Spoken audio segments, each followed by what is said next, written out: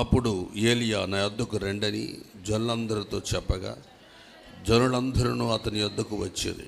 అతడు క్రింద పడద్రోయబడి ఉన్న యెహోవా బలిపీఠమును బాగు చేసి యెహోవా వాక్కు ప్రత్యక్షమై నీ నామము ఇజ్రాయేలునని వాగ్దానము నొందిన యాకోబు సంతతి గోత్రముల లెక్క చొప్పున 12 రాళ్లను తీసుకుని. దేవుని బిడ్డలారా, ఇక్కడ రాయబడిన మాటలు గమనించండి. పడద్రోయబడిన బలిపీఠమును బాగు చేసి. ఏలియా జీవితంలో ఒక రోషం కలిగిన దైవజనుడు, అగ్ని పరిచర్య కలిగిన వాడు. అతని నడకల అగ్ని, అతని మాటల అగ్ని, అతని చూపుల అగ్ని, అతని ప్రార్థన అగ్ని, ఆయన పరిచర్య అగ్ని మినిస్ట్రీ. అర్థమవుతుందండి, ఓ ఫైర్ మినిస్ట్రీ. అటువంటి ప్రవక్త అతకు ముందు ఎప్పుడు చూడలేదు, తర్వాత ఇంకెప్పుడు మనం చూడలేదు కూడా. ఒక అభిషేకించబడిన దైవజనుడు, దేవుని చేత బలంగా వాడబడిన ప్రవక్త. ఆనాటి యెజబెలు సామ్రాజ్యంలో పుట్టుకొచ్చిన ప్రవక్త. దేవుడు కొంతమంది ప్రవక్తలను, కొంతమంది న్యాయాధిపతులను, కొంతమంది రాజులను, కొంతమంది యాజకులను ఆయా సందర్భం కొరకు పుట్టించి వారిని ఆ పని కొరకు వాడుకోవాలని ప్రయత్నించినప్పుడు వాడబడింది కొంతమంది, చెదిరిపోయింది చాలామంది. ఈరోజు ఈ తరంలో కూడా నిన్ను దేవుడు ఏ ఉద్దేశంతో చేతో ఆయన రక్షణలో పుట్టించుకున్నాడు. ఆ తరుణం, ఆ యొక్క అవకాశాన్ని మీరు గుర్తించి పనిచేస్తే ఏలియా అభిషేకంతో వాడబడతారు. లేదని మీకు కలిగిన ఆలోచనలకు మీరు తప్పిపోతే నీ రక్షణ, నీ ఆత్మీయత నువ్వు చులకన చేసుకుంటే ఆ తప్పిపోయిన బ్యాచ్లో మీ పేరు జాబితా రాయబడుతుంది. కొంతమంది జీవితంలో తమ రక్షణ యొక్క విలువ తెలియక ప్రవర్తించే వాళ్ళు ఉన్నారు. ఏలియా తన అడుగడుగున తన ప్రవక్తగా ఎందుకు ఉన్నాడో, ఏ ఉద్దేశంతో ప్రభు ఏర్పరచుకున్నాడో అది ప్రతి క్షణం గ్రహించేవాడు. నన్ను ఒక ఉద్దేశంతో దేవుడి ప్రవక్తగా ఎన్నుకున్నాడు కనుక ఆయన సెలవు ఇవ్వాలి. ఏంటి వెళ్ళి ఆహాబుతో మాట్లాడని, నేనే మాట్లాడతాను.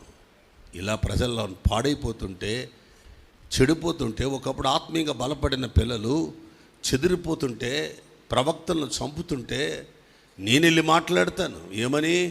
ఇక వర్షము కురవదు 3.5 సంవత్సరాలు, ఇది యెహోవా మాటగా నేను చెప్తున్నాను అని చెప్తాను అని వెళ్ళి తానే రోషంతో ఆహాబుతో దమ్మున్న సేవకుడిగా మాట్లాడాడు. దేవుడు వెళ్ళి చెప్పమల్లా. దేవుడి చేత ఏర్పరచబడిన సేవకుడికి పనిగట్టుకుని దేవుడు దర్శనం ఇవ్వడు, రోషం ఇస్తాడు.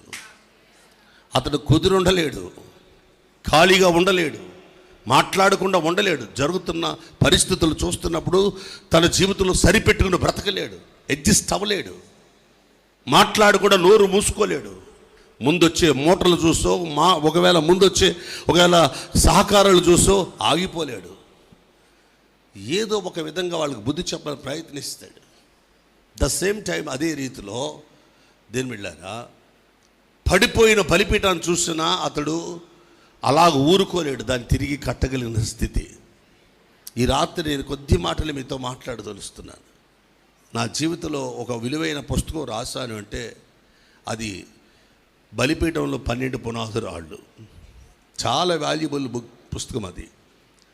అది మన సంఘ బిడ్డలు చాలామంది తెలియకపోవచ్చు, చదవకపోవచ్చు. ఎందుకంటే ఈ తరం వాళ్ళకి, ఆ తరంలో రాసింది 2012లో రాశారు కనుక ఆ తరం వాళ్ళు ఎక్కువగా చదువుకున్నారు, ఎక్కువ మంది సేవకులు కూడా చేరింది ఇది. కానీ ఈ తరంలో వారికి ఇవన్నీ తెలియదు. అది చాలామందిని గెలిచింది. ఆ పుస్తకం చాలామంది మధ్య నిలిచింది, అనేక మంది ఆత్మీయంగా కట్టింది. ఈరోజు రాత్రి ఎందుకో పరిశుద్ధ ఆత్మదేవుడు ఇదే మాట్లాడుతున్నాడు పదే పదే. పడద్రోయబడిన బలిపీఠాన్ని మరలా బాగు చేసుకునే వ్యక్తులు ఉన్నారు ఇక్కడ. పడిపోయిన బలిపీఠాన్ని సరి చేసుకోగల శక్తి వారికి ఉందా?